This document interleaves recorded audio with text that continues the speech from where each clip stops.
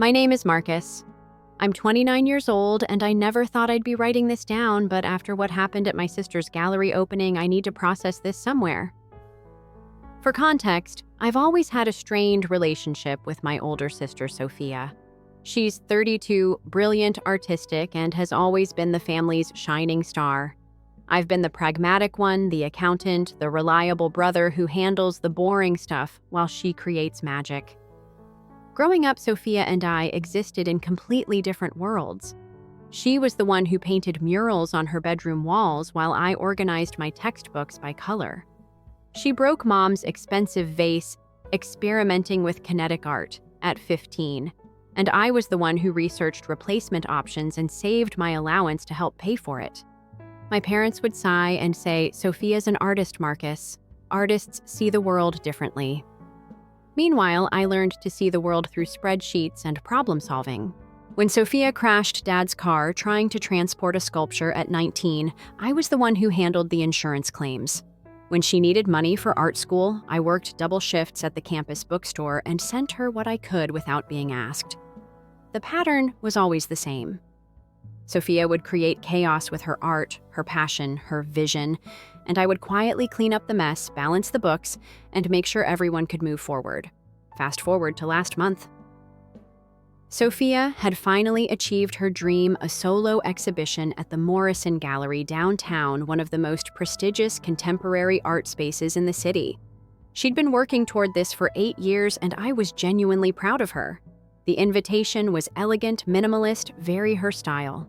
Transcendence, a solo exhibition by Sophia Chen, opening reception. Friday, October 13th, 7 to 10 p.m. I RSVP'd immediately and even took the afternoon off work to make sure I could be there early to support her.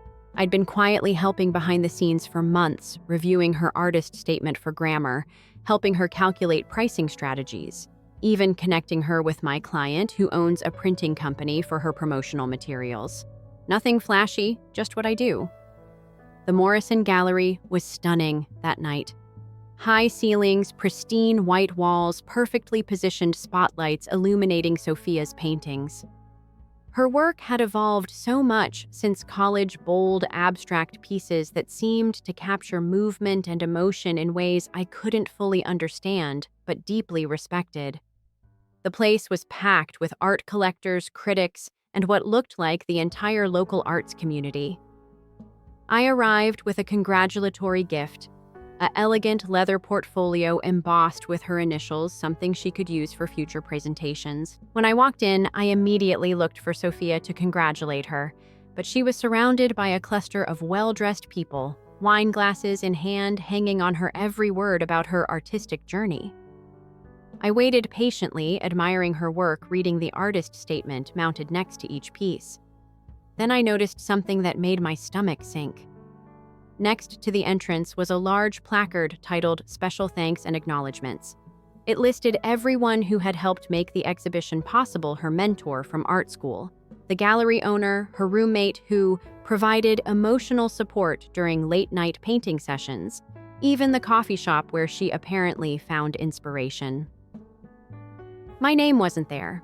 Not Marcus Chen, who spent 3 months reviewing gallery submission requirements. Not the brother who stayed up until 2 a.m. helping her write grant applications. Not the guy who drove across town every weekend to help her transport paintings. Just absent. I told myself it was an oversight. Sophia was scattered, sometimes lost in her creative world. But then I overheard her talking to a journalist from the local arts magazine. The woman was asking about her support system, her inspiration, her journey. "Oh, I've been so blessed," Sophia said, her voice carrying that practiced tone she used for interviews. "My parents have been wonderful, of course, and my college mentor, Professor Williams, really shaped my vision. My roommate, Jenna, has been like a sister to me through all the late nights and creative blocks. And my boyfriend, Derek," she gestured to a tall guy with thick-rimmed glasses and a perfectly disheveled man bun. "He's been my rock. He truly understands the artist's soul." The journalist scribbled notes. "Any other family support, siblings?" Sophia paused for just a moment. "Well, I have a brother, but he's more practical, numbers guy. Sweet, but he doesn't really get the art world, different wavelengths entirely. I stood there, wine glass frozen halfway to my lips, listening to myself being dismissed as irrelevant background noise in her success story.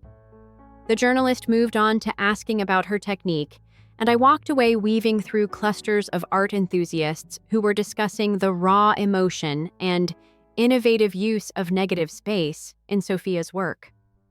I found myself in front of her centerpiece, a massive canvas called Liberation, with a price tag of $8,500. It was beautiful, I had to admit. Bold strokes of deep blue and gold that seemed to dance across the surface.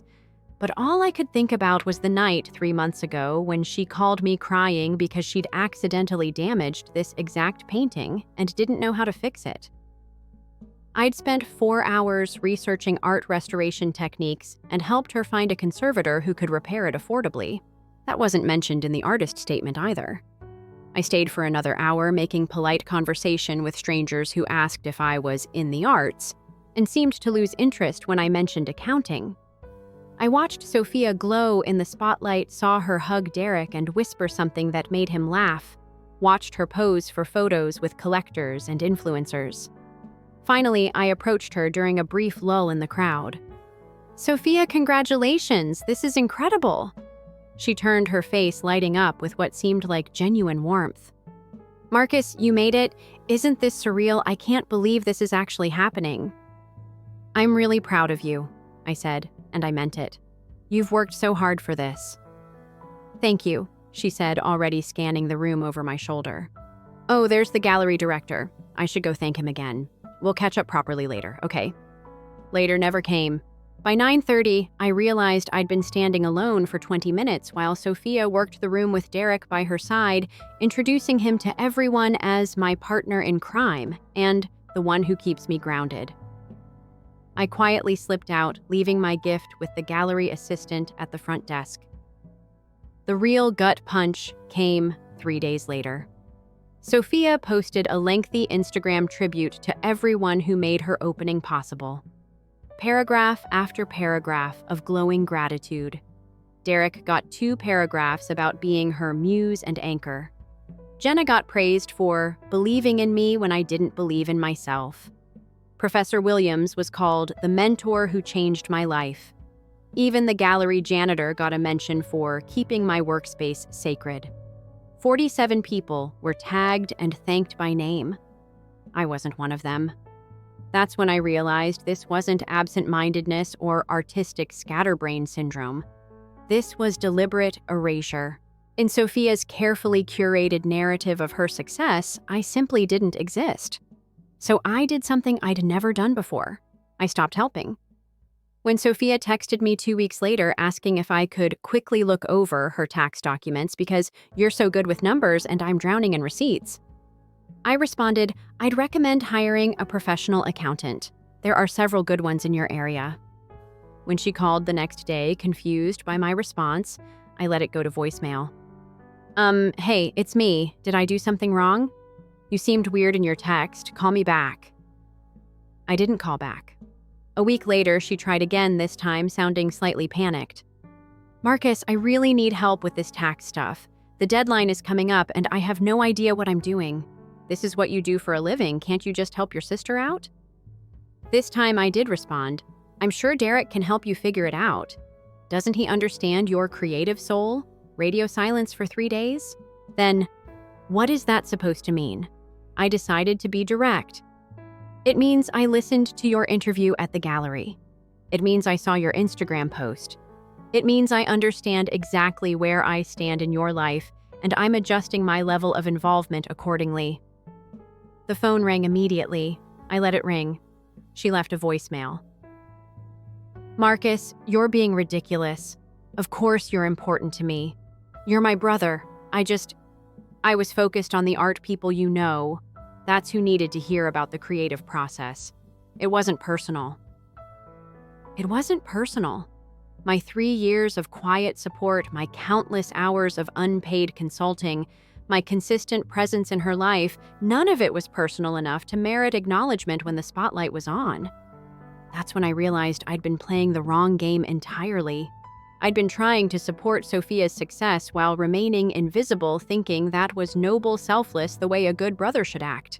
But invisibility only works if the other person notices your absence. So I decided to become actually invisible. When the local newspaper wanted to do a follow-up feature on rising artists and contacted me, they'd gotten my name from the gallery's contact list. I declined to be interviewed.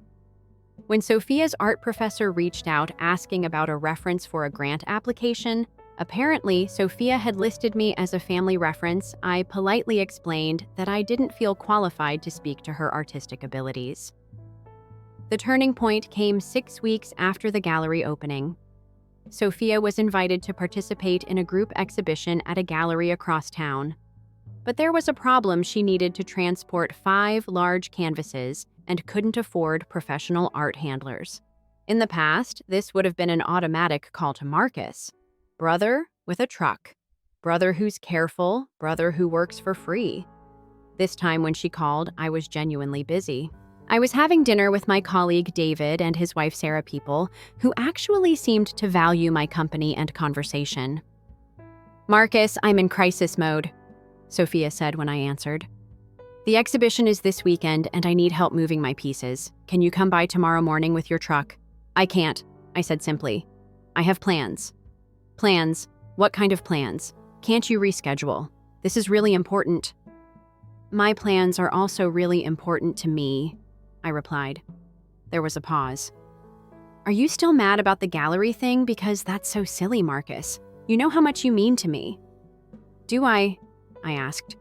"Because I'm not sure I do know that anymore." "Of course you do. You're my brother.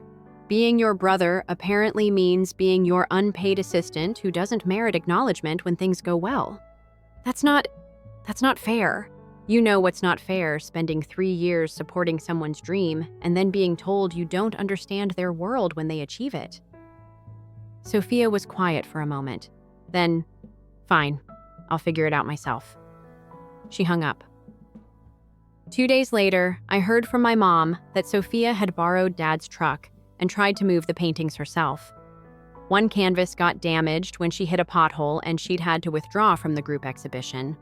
Mom wanted to know if Sophia and I had had a fight because she seemed really upset and mentioned something about you not helping her. I explained the situation to my parents that evening.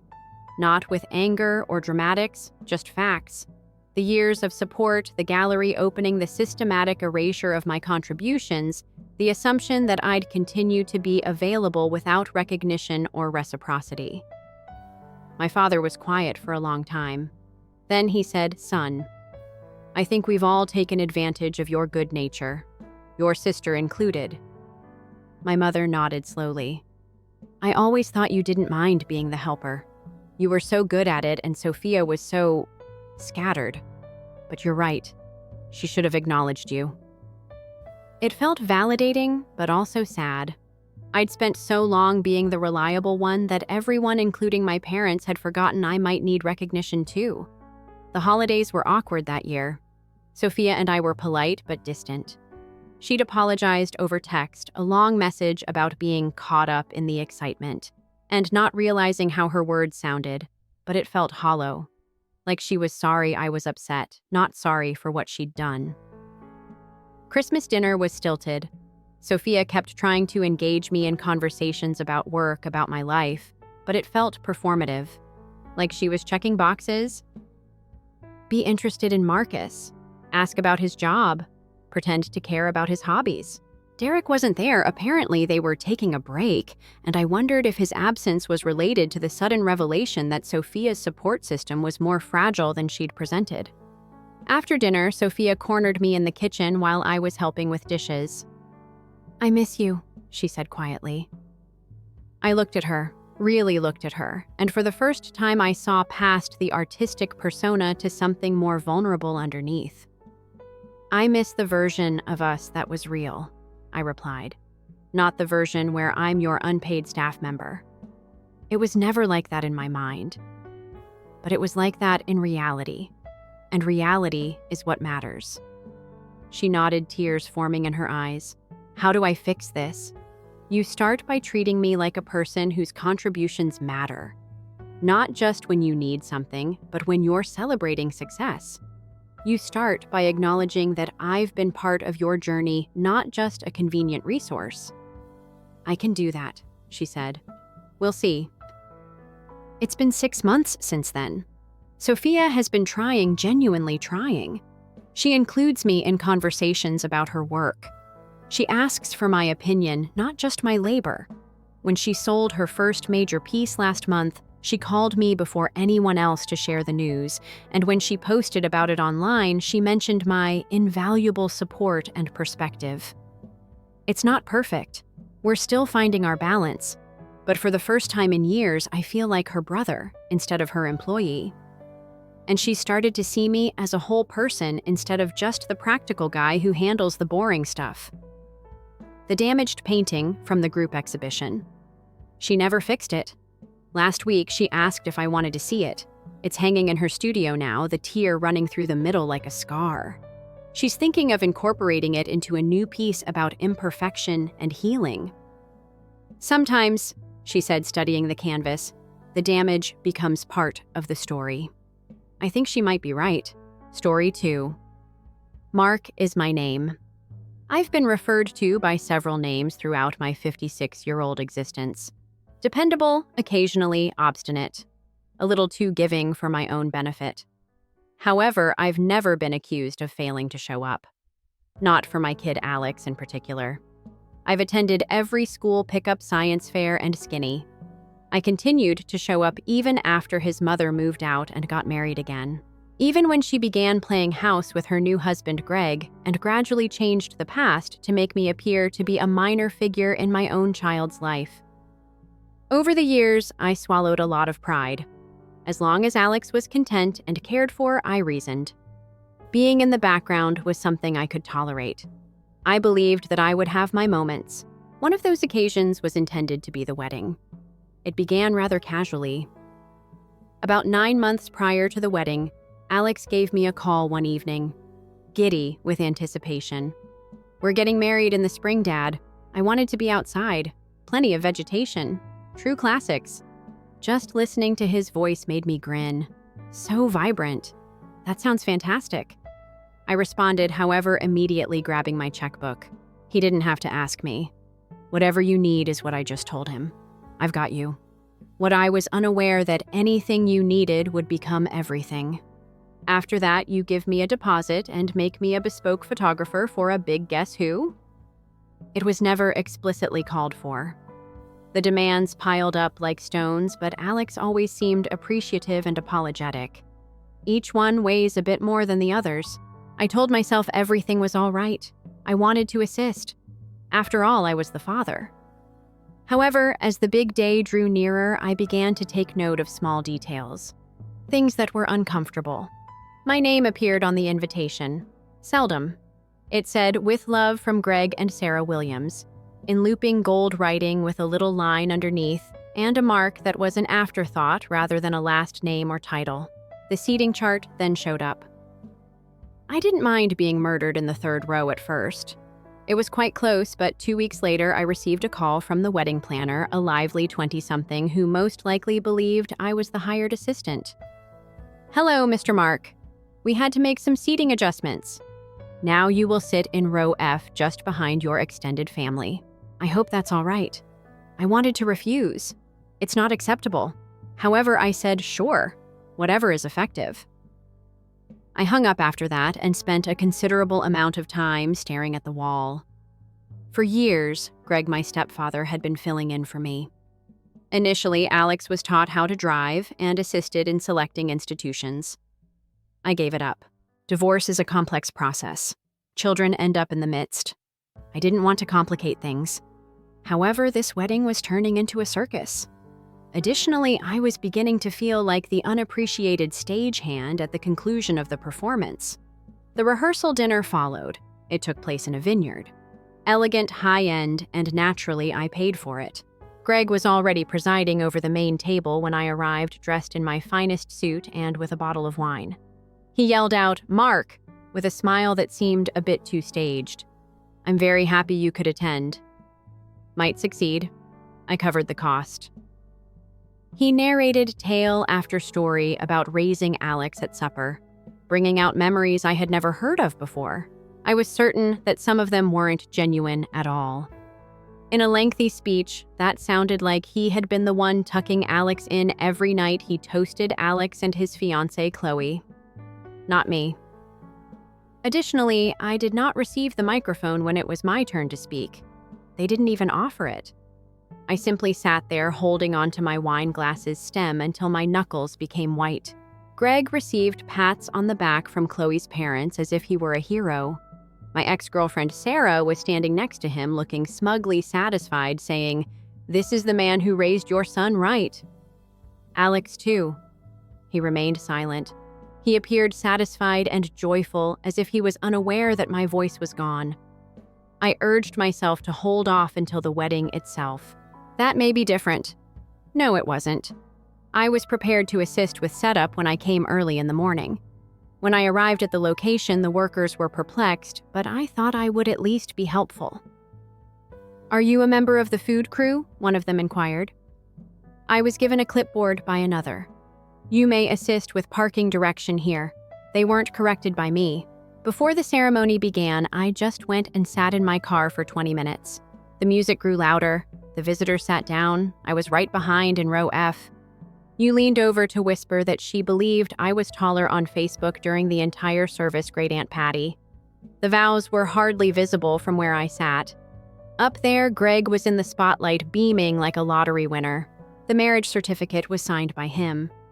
I sat in a folding chair by the bar and watched David toast and Alex's mother have the first dance. Someone else always steps in when I raise my hand to wave or speak. The DJ, a friend, and a cousin. At my own son's wedding, I was a ghost. However, I grinned. I gave a clap. I posed for photos, even after they pushed me to the frame's edge. "You aren't the focus of this day," I repeatedly reminded myself. And until the end of the night, I was on the verge of believing it. People were getting out of there.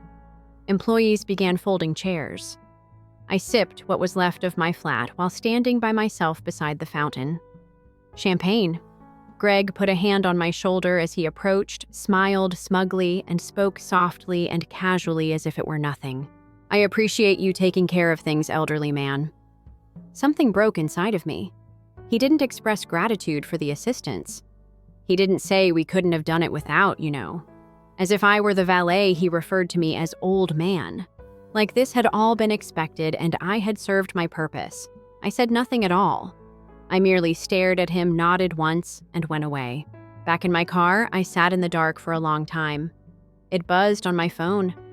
Messages from family wedding photographs, a video of Greg's remarks. I choose to disregard them.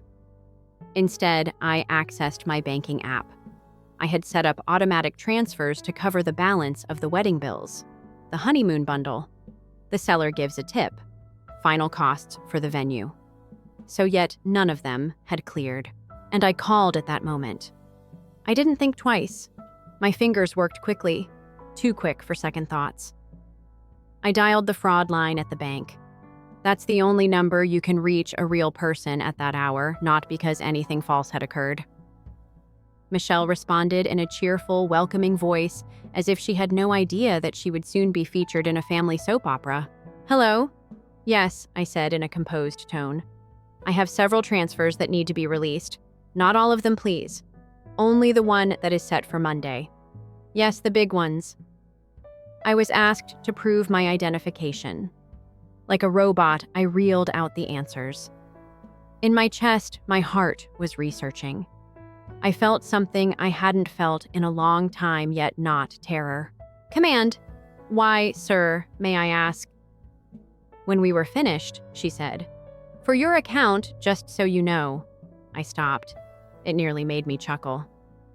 "Plans changed," I remarked plainly. "The wedding is finished." I hung up when she verified that the transfers were on hold. I continued to sit there while the cold air seeped in through the broken glass.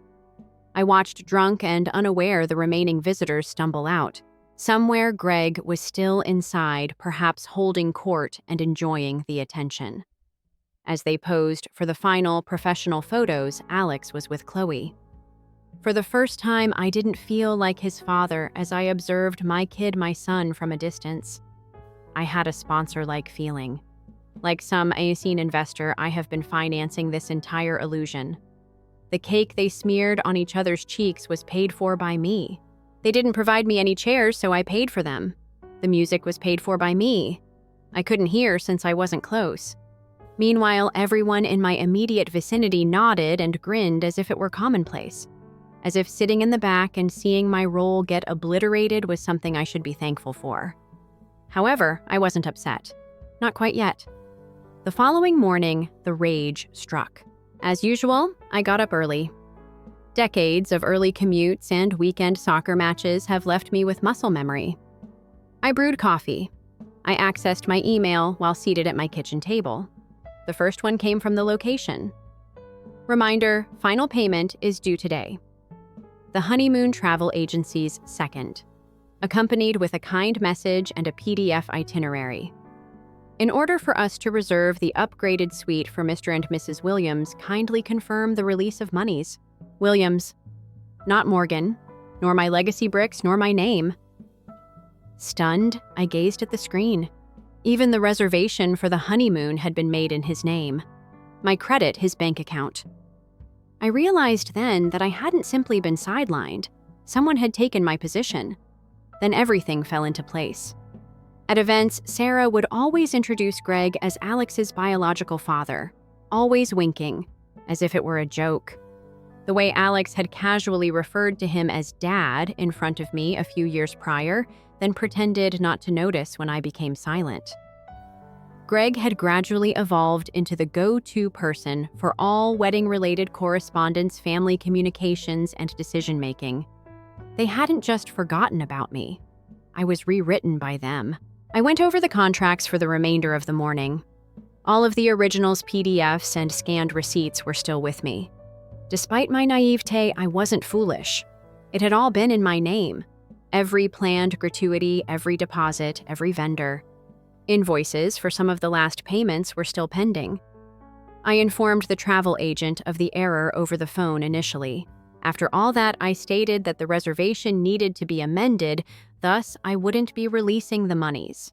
It would have to be under a new name, a legitimate one, mine, if they sought money. They indicated they would need to give the couple a call. "Be my guest," I said. I then gave the caterer a call and informed them that unless I had an updated invoice, the final payment would not be processed. The same is true for the photographer, the string quartet, and the lighting business. And inform them each time I say the same thing. Mark Morgan has inquiries. The calls began to come in about lunchtime. Sarah sent the first one. She said, "You can't be serious," omitting. "Hi everyone. Are you attempting to make your own son seem bad?" "No," I said, "but I'm over your embarrassment." "You promised." "I did contribute, though. You made the decision that it came with no respect, no seat, and no voice." I hung up the phone after she sputtered something. Then Chloe's father arrived. Good man, or so I believed. "Hey Mark, how about we discuss this? You're going to ruin their honeymoon because of a few hurt feelings," he said. "I didn't suffer emotional harm. I got erased," I said. It was only that evening that Alex called. When his name appeared on the screen, I gazed at it. I nearly didn't respond. However, I did. "Dad," he said unsurely. I didn't respond. I heard about the vendors, the honeymoon, and the bank things. What's happening?" He seemed genuinely perplexed, and for a moment I felt guilty. But then I recalled how he had embraced Greg at the altar, how he had lifted his glass to him while crying and never once turned to face me. I said, "I'm just settling up. However, you promised to cover it." I covered a lot, but evidently it wasn't enough to get a name on the marriage certificate, a seat close to the front, or even a mention. Silence fell. I had no idea. "There are two of us." He fell silent for a while. Finally, he apologized. And he meant it, I think. However, it didn't make a difference because Greg treated me like a wallet in a suit when he called me old man. Something changed within me. in the guise of being the greater person I had allowed people to steal from me for years. I hadn't said anything. I had grinned. I had given a clap. I had made the payment. However, it is no longer the case. Wasn't the only source of funding for the wedding. I used my business name to organize, negotiate, and legally approve it. My consulting business is Morgan Solutions. I had dismissed everything as a sponsored event that fell within the purview of partnership branding and company outreach. Yes, that was cunning accounting, but at the time, it was also essential. And many of those services were owned as a result. Technically, I was the owner of the images, videos, and even the post-event publishing rights to the location. Not Greg, not Alex, not Chloe. I wasn't finished yet either. I went over the files once more the next morning. Since the rush of scheduling things in the spring, I hadn't given them any attention, but suddenly, I had a fresh perspective that was focused, methodical, and just petty enough to begin making notes in the fine print. For instance, the photographer had a provision tucked inside in the contract that said the client had complete control over the release of the final image, including whether or not to approve publishing or personal use, if the money is not paid within 30 days of the last event. Who you ask hadn't received full payment. I sent a brief email.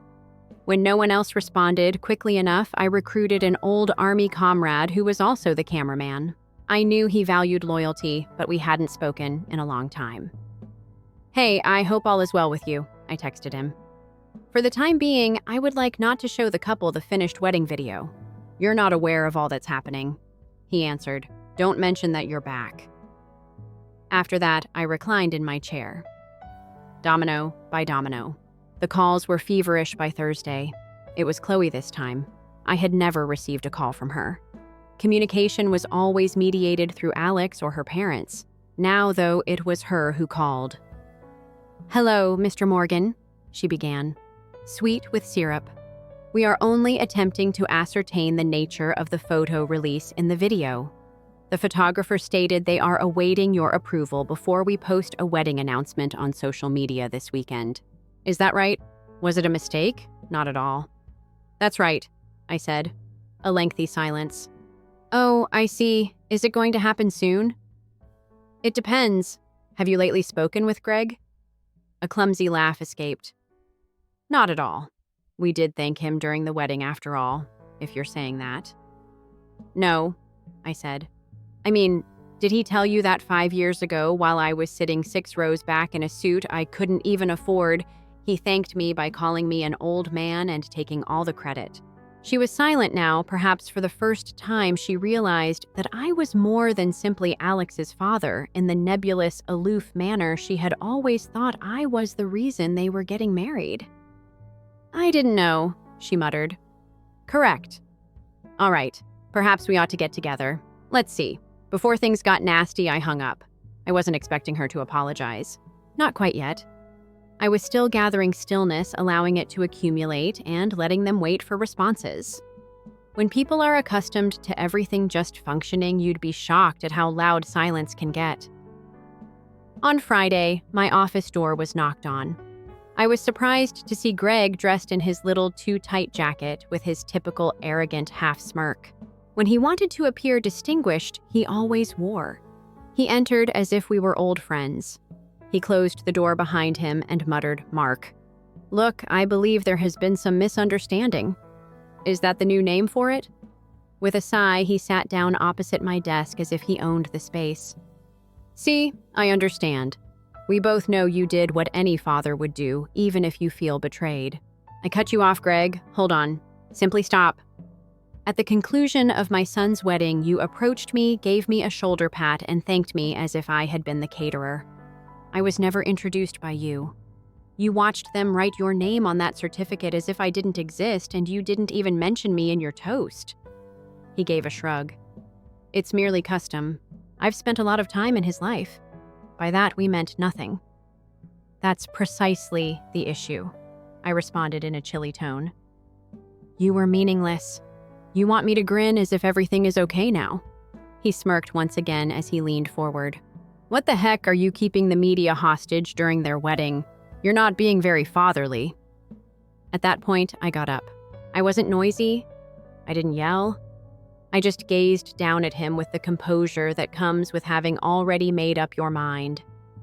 Do you believe you took my place? But Greg, you were only a stand-in seat filler in my son's life story, I remarked. The bills are now due. He stopped grinning. I let that to linger. Heavy. After that, I stepped around the desk, opened the door, and gave him the all clear. He did, but once he turned around as if he wanted to say something or perhaps understood that I wasn't playing a fake, it's too late. Because this is what they actually didn't know. I had just gotten the raw footage of the wedding film, and I had also kept creative control over the final cut. Everything. Every awkward conversation, every toast, and every stage shot where I was edited out. Every time I got beverages and grinned from the sidelines, Greg would position himself like a second coming of Ward Cleaver. I also needed to make one more phone call. However, that's when the intriguing part begins. That night, I didn't get any sleep. Not because of guilt. No, I had moved on from that. Something inside of me came back to life, so I remained up. I let others to edit me out of my own life for years. I remained silent and calm. I continued to write checks. Now, however, I was now writing the last act, and I was determined not to overlook anything. Surrounded by digital footage notes and bills that I had taken frame by frame from the videographers, I sat in my office. My son's wedding was a 4K raw dump. Every embrace I was denied, every look that passed me by as if I were a piece of landscape. I had lost my anger. I wasn't even depressed. I was a surgeon. I contacted Chris, the editor I had hired to put together the wedding film early the next morning. Quick change of plans, I said. I can provide you a list of timestamps. For it, anything between 12:02 and 12:09. Toasts. Add mine, please. Instead, though, I'll send you a voiceover. Do not be concerned. I'll keep it sophisticated. However, the line when Greg refers to Alex as his son is what I've always envisioned. Yes. Cut that down. Chris hesitated. Are you certain is that comparable to the major emotional moment? I'm positive. Additionally, I would need a remark made available by Mark Morgan to roll over the credits at the conclusion. Center screen bolded lettering. No music. He thought I was kidding, so he laughed. No, I wasn't. The final draft was completed by Sunday. I provided Alex and Chloe the private link after giving it a first evaluation. I left out the message, only the URL. Alex contacted his father 4 hours later. What is this, a video of a wedding, edited by the guy who paid for the entire thing? I responded coolly. I reasoned that I could choose a version in which I am real. He didn't say anything. I waited. Come on, I mean. Did I not have to do that for you? I mentioned this because no one spoke when your mother changed the history, and Greg signed the certificate under the father of the groom's name. When I was seated 6 rows back, and not a single toast made reference to me, you remained silent. You allowed someone else to claim the credit when I opened my pocketbook to offer you the wedding of your dreams. Tell me what I had to do, please. You've already shown me my position. He made another attempt. Look, I made a mistake. I ought to have, should I have realized I was there. Alex wasn't forgotten. It's okay that you made that decision. I also just made a decision. What about the merchants, though? You canceled everything according to Mom, threatening to sue us, the florist. No, nothing. I stated was taken back. I just froze the funds. I instructed them to deliver the bill straight to the Williams residence, because Greg appears to be the patriarch in their eyes. He can now pay the remaining expenses, or your mother can. He sighed, and I heard it. They are unable to pay for it. I couldn't either. Sharper than I meant to say, I managed to make it work because I believed I was speaking to my son and not an audience. And then after another lengthy quiet, he whispered, I am at a loss for words. Yes, I did say goodbye. I hung up with Alex. After that, I hoped to feel anything. Relief. Sadness. Win. However, I didn't. I remained still for a while, feeling nothing, holding a phone. That was terrible, to be honest. After 2 weeks, There were 3. Silence on the radio. No attempts to repair anything, no texts, no calls. Until someone knocked on my door one evening, I thought that was it. I had no expectations. Outside, it was already dark and after supper. Chloe was there when I opened it. In just 2 weeks, she appeared to have aged 10 years. A messy bun, dark circles, the flat smile people get while they're high on drugs. "Hello." "I said," she said. I moved out of the way. Without waiting, she stepped in. She settled into my couch as if she had been here before and said, "I just want to talk. Don't request money. Avoid requesting favors. Simply speak." No coffee was offered. I just took a seat across from her in the armchair. She inhaled deeply. "At the moment, Alex is not speaking to his mother," she began. "Or Greg, the consequences have been severe. Greg's aunt informed everyone at brunch last weekend that you hacked the wedding video like some resentful adolescent, and his mom is outraged." I didn't respond. I really watched the movie twice, but she continued. "The one you made changes too." I initially felt it was petty and cruel, but suddenly I became aware of something. I arched an eyebrow. I observed how frequently you were out of the picture, how people kept walking in front of you, and how nobody even gave you a sidelong glance throughout their vows. Then I saw that you were still smiling. How you held the umbrella and clapped while standing off to the side when the rain began to fall, despite the fact that no one requested it. "We forgot you, Mark," when I saw your expression, not only during the wedding, but also prior to it and beyond. I said nothing, though. Embarrassed, she wiped at her eyes. "If you draw back, I don't blame you." "No, I don't. But I simply wanted to let you know. Now I see you." "I do." She smoothed her coat and got to her feet. "Alex wants to come too, but I advised him to wait since you would only give him another chance if you let it." She started to go, but stopped at the door. She added that, by the way, "I appreciate you covering everything." Greg also added, "Old man blind," in front of the videographer. The raw footage was created. The video man most likely provided it to you for that reason. Claimed that he believed you should be shown the reality. She then departed. A long time later, I sat there reflecting on all the things I had done well and the ways I had been written out nevertheless. I refrained from crying. I felt no vindication. I simply felt worn out but not weak. Because there are times when the best thing you can do is to finally stop letting people see the parts of you that they never liked all along. In the end, the wedding's ultimate cost was not paid. It seems that Greg attempted to bargain with several suppliers. The location, the caterers, and the florist were all paid for by Chloe's parents. They filed a lawsuit over the $3,000 charge. Sarah was attempting to submit a claim to her homeowner's equity to partially reimburse it when I last heard from her. Greg never longer attended family gatherings.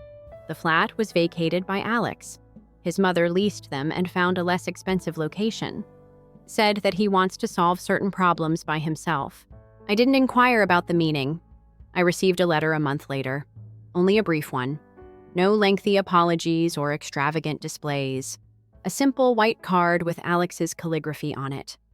"I want to try becoming the type of guy you don't have to delete, even if I'm not sure whether I deserve to be your son anymore." I have yet to respond. Perhaps I will. I still have the actual wedding film, though, and I put it in a drawer for the time being. I did it to remind myself not to observe. Even if I may have been quiet for a while, I wasn't always invisible. And I won't be once again. Story 3. I'm 33-year-old Sam. And I suppose you could say that I've always been the family's responsible member. The man in charge, the one who always takes over when things go wrong. I didn't mind it much as a child. Despite his strictness and lack of warmth, my dad constantly spoke of responsibility and respect, as if they were the purest kinds of love. I thus embraced it, found employment immediately after graduating from college, avoided difficulty, and jumped in without hesitation when my parents had financial difficulties around 6 years ago. This is where I paid off some credit card debt, took care of the utilities there. When Dad had to retire early due to his health, I eventually took over the mortgage. I didn't expect him to thank me, but he never did. I didn't do anything for attention, because I believed that's what families do. I was doing it. You turn up and support one another. I suppose I was first unaware of the change. My assistance was valued or at least recognized, but eventually it was taken for granted that the tone shifted.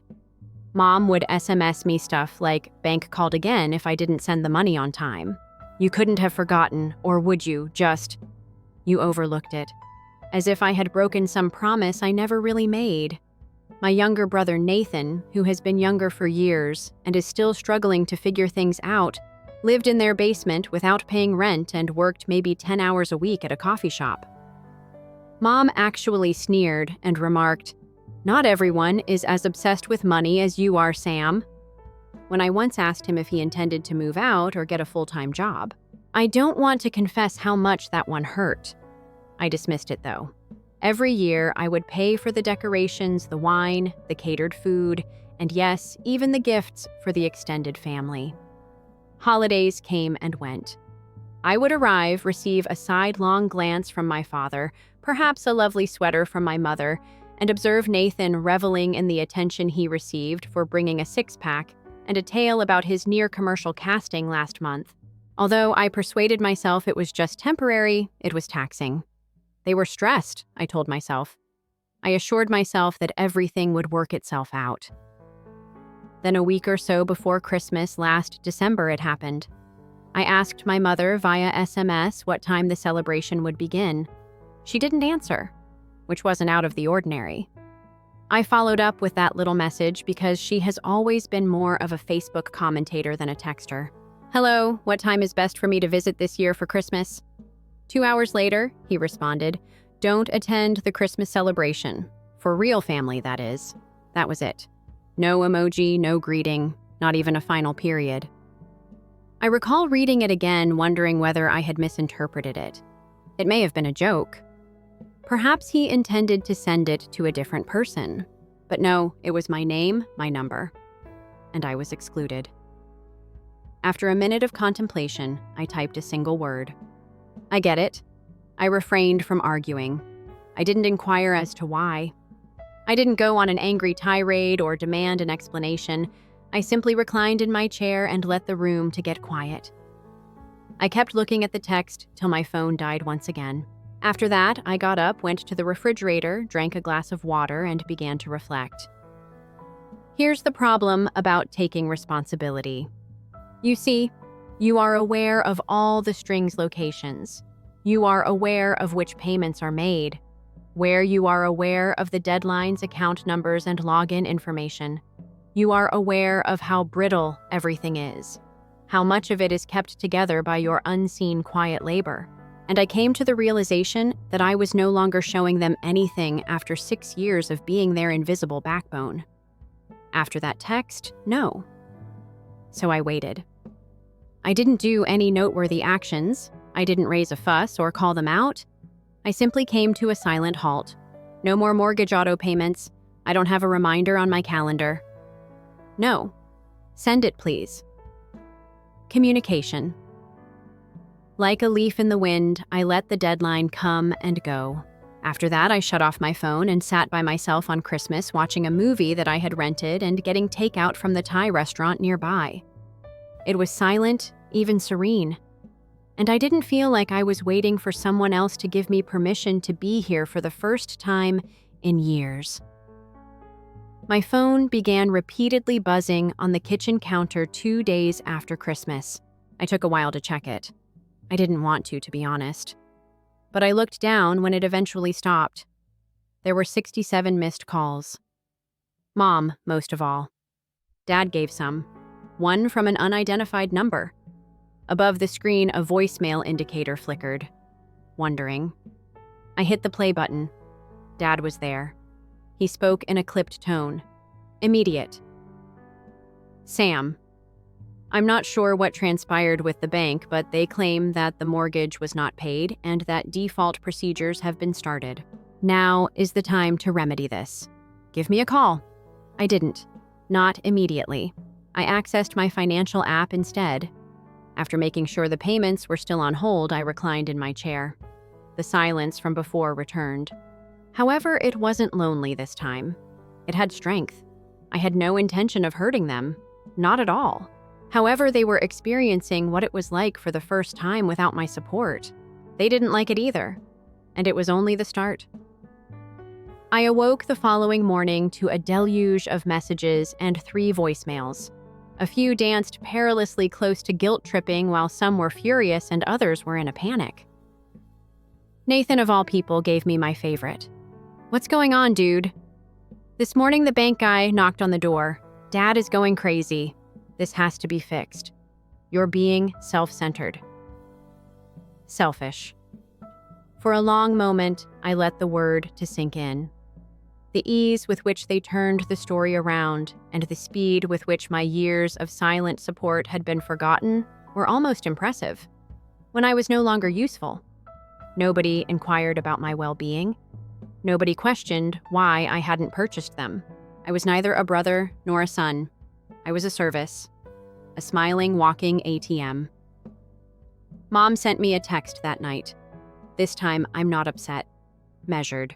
Be cautious. We said things we didn't mean, naturally. Your household." It was merely a miscommunication. I didn't respond. A few hours later, another message. "Would you please let us talk?" "You're not like this." No, it wasn't. However, I was beginning to enjoy this side of myself. They sent another dozen messages by the end of the week, calls at any time of day, even an electronic mail. A real email from Dad. The tone had changed, but it was brief. "I am aware of your anger. Let's get together and resolve this. Your point has been made." Yes, it was there. The change, the recognition wrapped in moderation. "You've made your point, but I'm sorry," he couldn't bring himself to say. Was as close as he'd ever get. And what do you know that might have worked on me 6 months ago? I might have swallowed my pride, made some excuse about miscommunication, and jumped right back into fixer mode. But this time, I didn't feel guilt. I felt clarity that night. I made a decision not out of spite, but out of self-preservation. I pulled out the manila folder where I kept all the documents, the original agreement I'd made with them when I took over the mortgage, back when things were temporary. The email chain with the bank, the payment history, and more importantly, the release clause I'd added after year 3 when I started to realize this wouldn't be so temporary after all.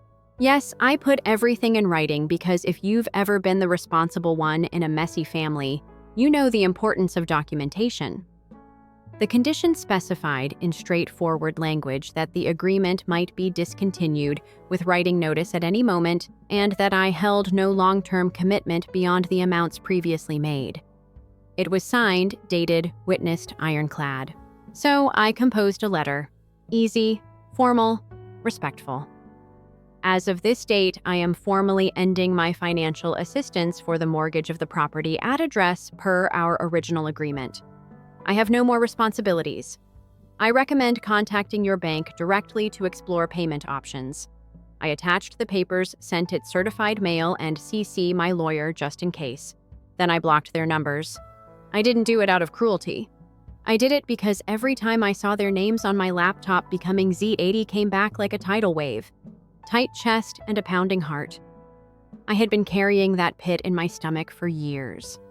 I came to the realization that I had spent the most of my adult life on the verge of burnout and that I was done. I went on a drive that weekend. It wasn't my plan. I simply got into the car and drove till the city disappeared behind me. 2 hours north, I arrived at a sleepy seaside village, slept at a little bed and breakfast, strolled down the shore at dusk, and slept for 12 hours straight. No urgent emails, no buzzing phone, no burden on my shoulders. I opened my laptop the following morning while sitting at a cafe with a view of the ocean. A few of emails were waiting for me. Work-related items, nothing significant. However, I was drawn to one. The county records office sent out a generic notice. The home had been served with a notice of default. After shaking my coffee and reading it again, I shut off the tab and relaxed back to enjoy the sun. The world continued to exist. I didn't give in to guilt. I didn't feel inadequate. I was liberated. At home. Everything was falling apart. I didn't need to inquire. Friends began contacting each other, folks I hadn't spoken to in a long time, checking in out of the blue to see how I was doing. I was familiar with the procedure. The rumors were beginning to spread. Stop them, Sam. The house is about to be lost. Nathan claims that Sam is solely to blame. They were spinning the story. I didn't care this time, though. Let them speak. I was informed I wasn't related. Finally, I listened. At that point, an unforeseen event occurred. I received a call from an unfamiliar number a week after receiving the notice of default. I let the voicemail go. Then another, and yet another. Curiosity finally prevailed. I paid attention. My Uncle Mark was there, the older brother of Dad. In the family, he had always been somewhat of a ghost, not very involved, lived outside of the state, attended funerals and weddings, but generally avoided contact. He sounded almost too composed in the message. "It's Mark here, Sam. I heard the events. I wanted to let you know that you made the correct decision. The same thing was done to our mother by your father. Utilized her till she was unable to offer any more, you know. The cycle was broken by you. I'm proud of you, child."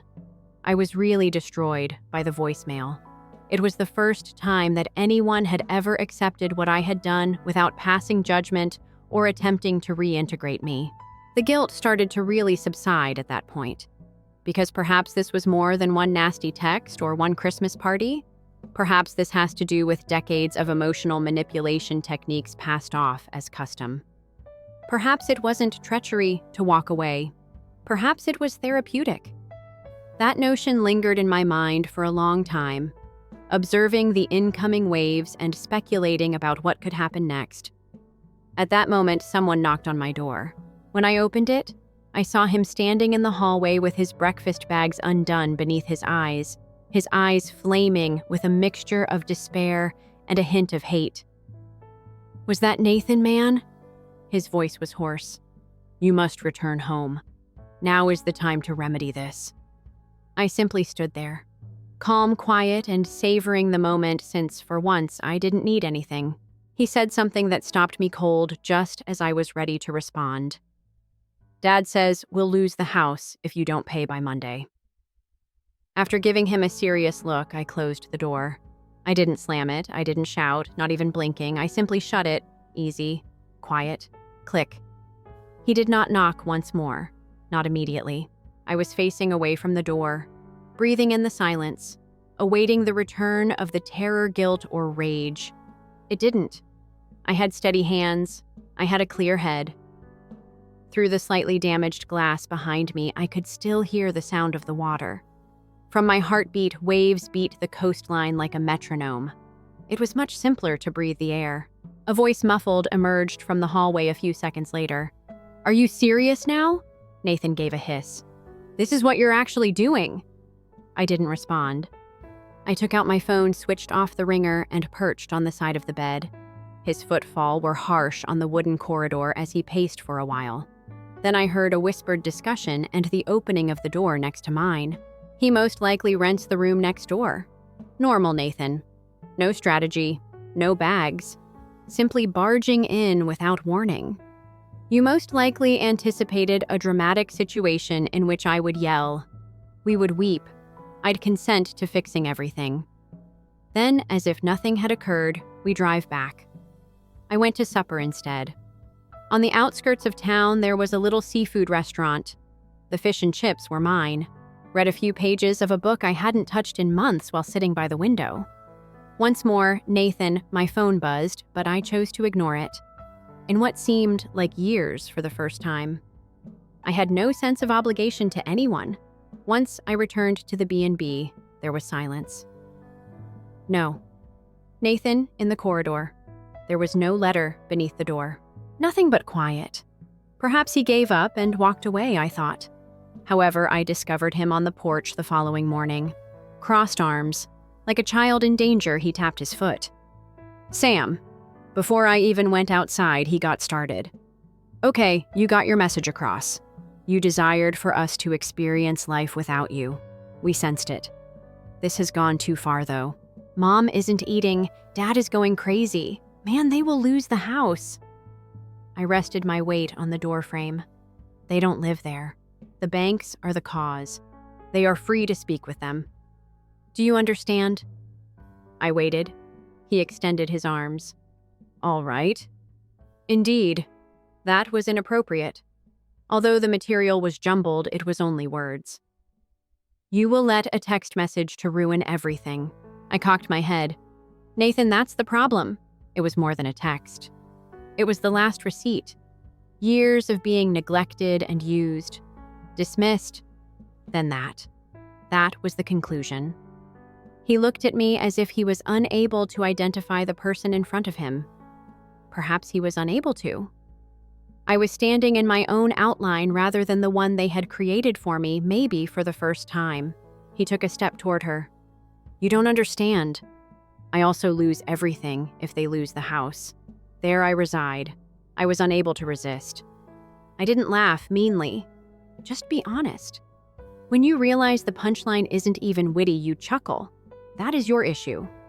I said, do you believe that the house is your home? I've been supporting it by living beneath it, and I'm finished. He blinked. That's it then, you're simply leaving. No, I said.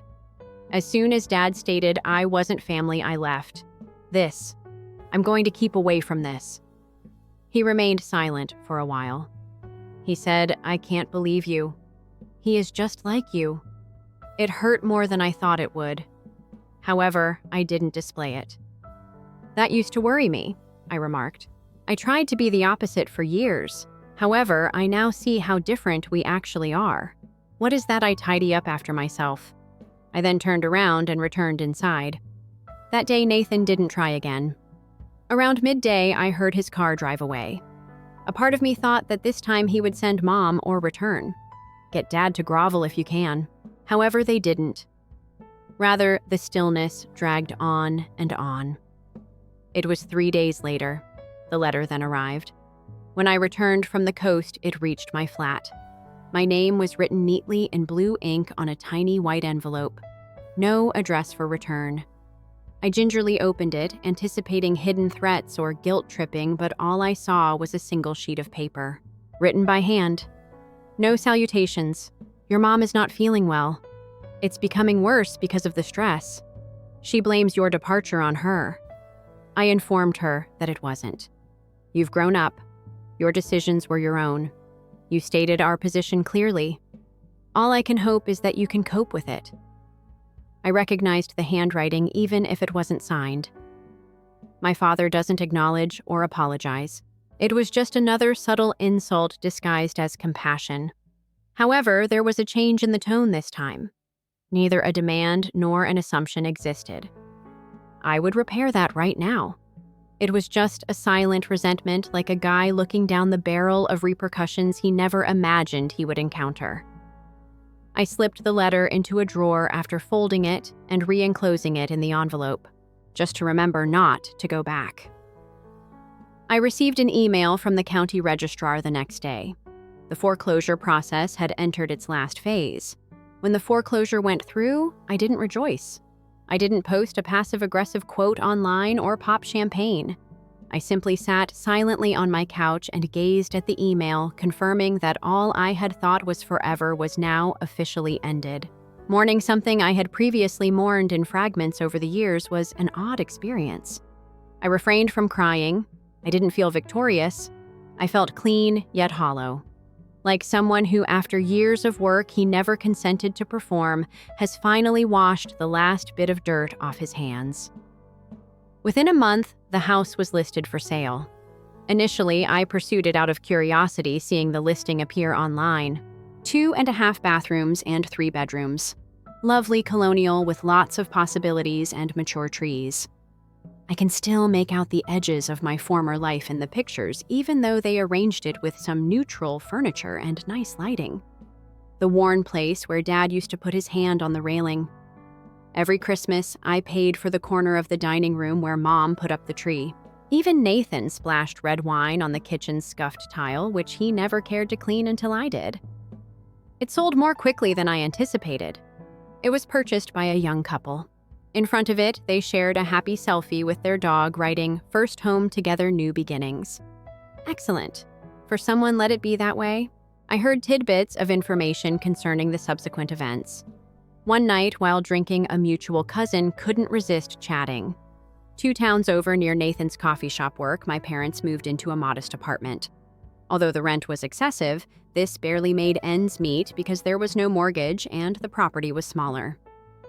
Mom ended up spending some time in the hospital. Panic episodes. Not a cardiac condition, as Dad had suggested. After a few days, she was released.